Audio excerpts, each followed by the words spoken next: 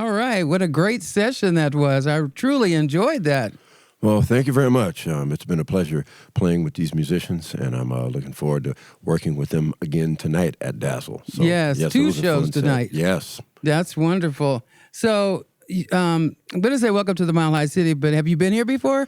Yes, I've been to Denver a bunch of times throughout the years. Okay. Some with my own group. I've been here once with pianist Marcus Roberts. Okay. And it's crazy because I've actually played at all 3 locations of Dazzle. Oh, wow. Just wild how that worked out. But I have played in all 3 locations, yes. That is great. So I've been through Denver quite a bit, and I've been to this station a couple of times. So it's always great being here. Okay, well, I'm glad I could be with you today. Yes. So what makes your collaboration with Venetia Gould so a unique blend? Yeah, well, I've had a chance to work with vocalists in the past, and it is something that helps with getting that experience because the role of the instrument changes, and you have to think more as a backing voice, and you don't want to get in a vocalist way, and so that's something that I've had experience with. And so with Venetia, it's a new vocalist for me to work with. Right. And so Venetia has great music that has its own sound. She does some standards and originals, but it's one that I'm able to fit in quite well. So I think with that past experience and bringing it into newer music, it just makes for some special moments. Okay, excellent. So how many times have you collaborated with her on stage? Actually, we've only done one time so far. Oh, wow. We did a show in Los Angeles. It was late last year, but we're going to have some shows upcoming. So it's been a pleasure to work with her. Oh, that's wonderful. Now, you come from a long legacy of musicians. What was it like growing up in a musical family? And did you feel any pressure to become a musician? No. As being the youngest? Yeah, youngest, but no. Oh, no. good. There's 2 types of pressure.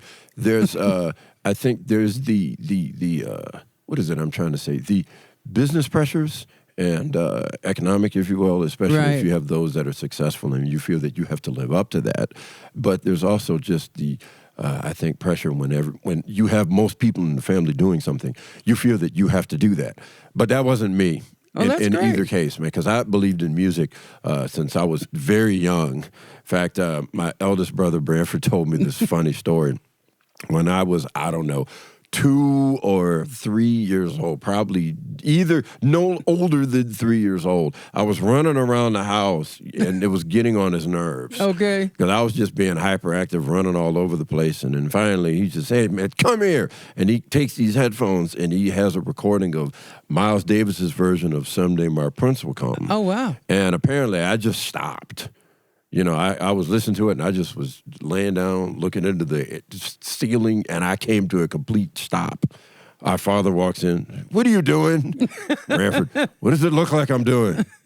Dad just walked out, said nothing. But, yeah, I've heard different stories like that. I was just into music. So it's not the kind of thing I was pressured in. It's something that I believed in. That's great because it's a feeling.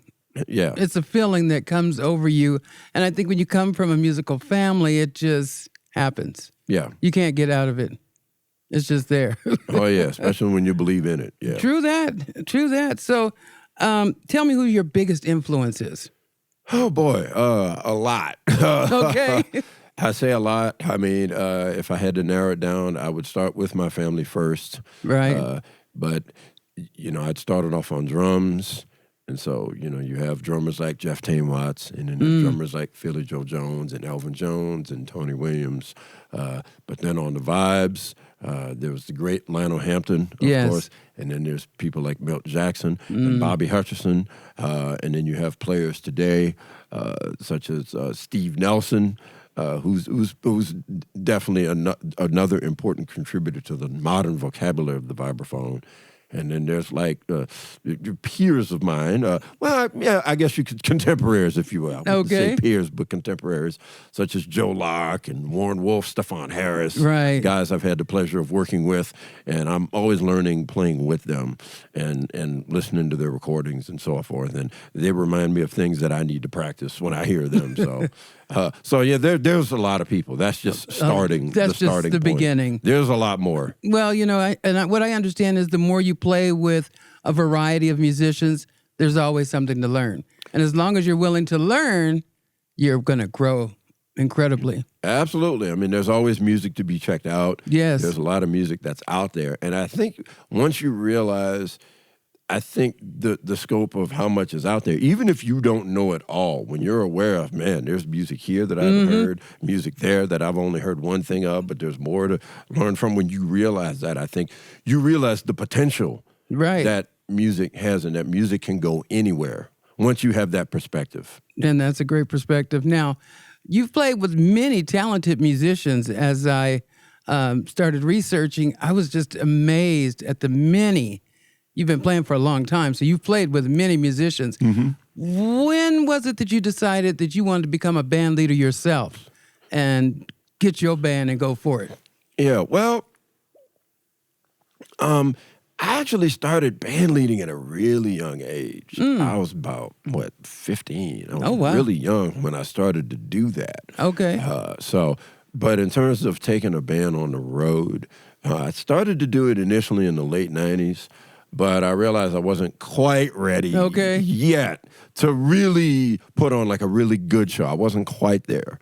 But I think maybe like 2000, late 2000s actually, like 2007, 8 is when I said, I think I can do some things now as a leader and really present just a good show. Right. Because I think as a band leader, it's not only rehearsing the music and organizing it and rehearsing the band to get a really good sound, but there's presenting the music.